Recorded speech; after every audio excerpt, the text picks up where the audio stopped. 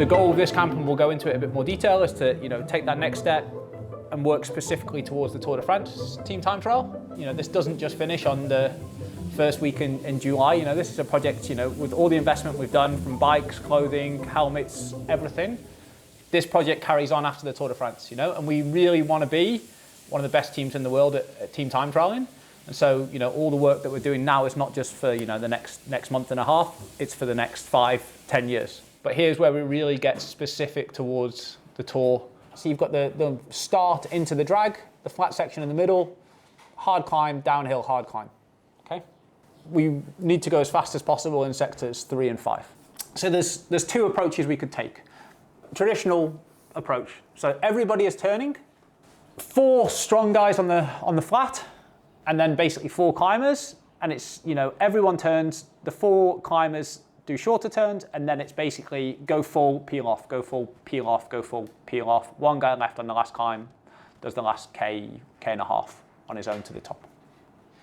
The aggressive save would have 5 riders pull on the flat, and then 3 climbers skipping turns. 4 riders are already out of there, by the time you hit that climb, so you guys are done, basically. And the 5th rider, who's the strongest climber of the flat guys, basically does the pull onto the climb.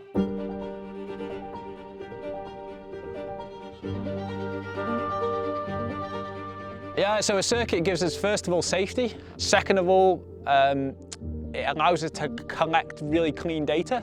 So we can measure the wind, we know the parkour, we know the speeds, etc., etc. So it allows us to really dig into that data and understand what's going on when our riders are in team time trial formation. We're really at the phase now in our development where we're trying to understand real world data and try and translate all the learnings we have from simulation, wind tunnel, velodrome testing into what happens in the real world. So we collect a wide range of data, everything from power, speed, direction of travel, orientation of the bike, also weather conditions and environmental conditions, to really allow us to fine tune and understand what's happening from a performance perspective. Next effort, 5 laps altogether. We'll go out this way again, then you can regroup. You need to all be in formation, in position by the time you cross the start-finish line, because that's when we'll start recording the data. And then it's 5 laps altogether. Let's build progressively throughout those 5 laps. Let's think about changing left and right, so we're making it more real world, okay, in this effort. Remembering all the basics. So, big swings off, so get out the way and make that distance longer so you're not having to accelerate as much to get on the back. The last guy sitting up, all these basics that we try and reinforce.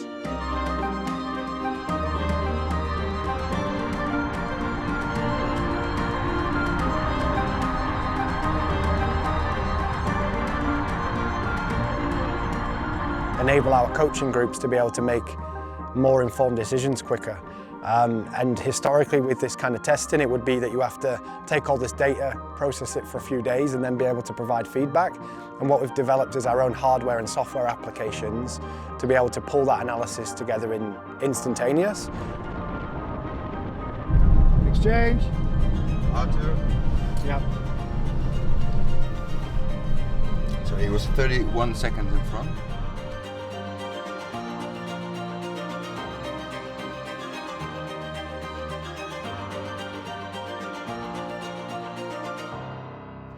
And do we have duration of change? Yeah, 20, 90, 25. This is what we need for the riders. And this analysis, I think.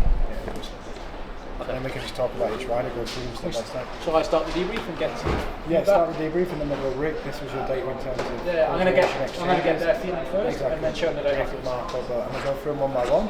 We say, what was the goal? The goal was this duration, this kind of return. This is the reality. But I mean, that's why we're here, right? Do you know what I mean? Because if we rocked up in Barcelona and tried to do this straight away, we'd get it wrong, ultimately. Do you know what I mean?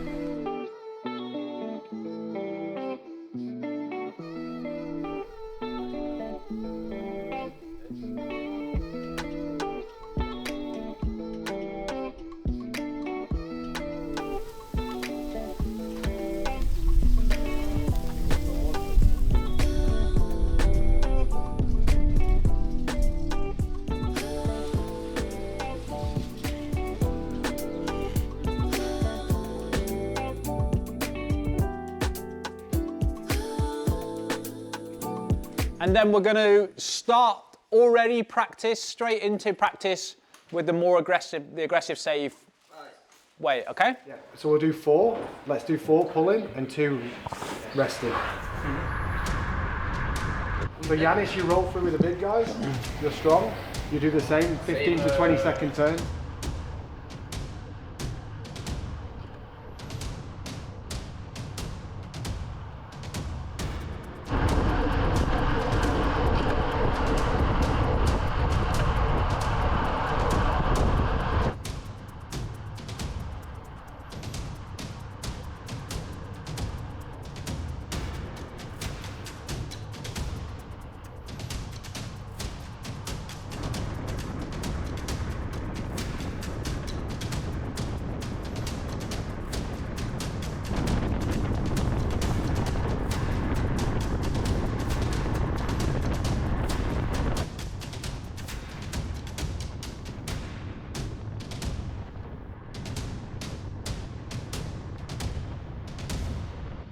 How did it feel to let that gap in, and how did your guys feel from a physical effort wise?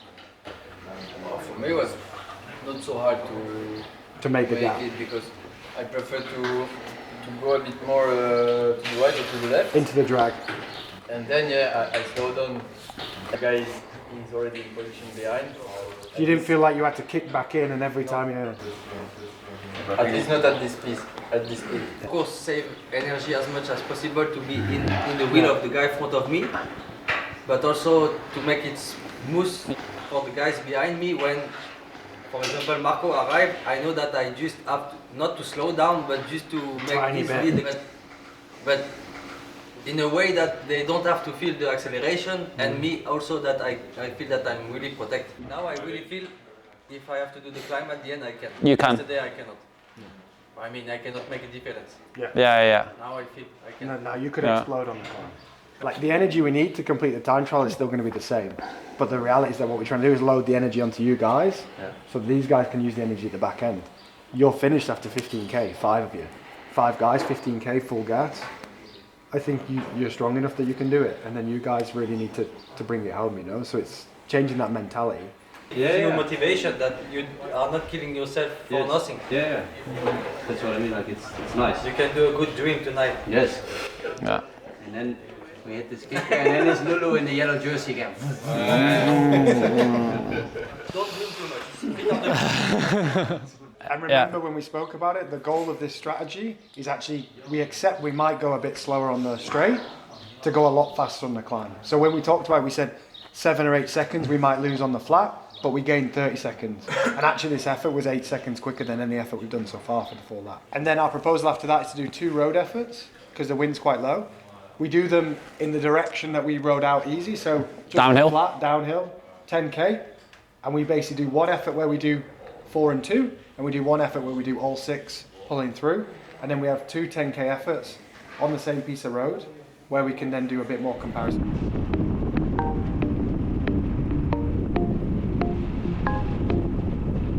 I think we were interested to see if this second option with saving the climbers more was going to be slower on the flat. We expected it actually to be a little bit slower, but we thought it gave us more back in the second half of the time trial. Actually, from initial kind of analysis, we don't think it's that much slower. We actually think it's a little bit faster than our model suggests, which is really positive. And also the feedback from the guys is really positive. So it seems to be an option where we can almost go as fast as the traditional option we were trying yesterday, but also still save our climbers more. So it's actually given us wins in areas we weren't expecting, while also giving us the wins that we were expecting. From what we've seen today in the riders' feedback, it's looking more and more like we're going towards option 2, the more aggressive option. I think that kind of aligns nicely with our team's motto of Born to Dare as well, which is so that's really nice to see.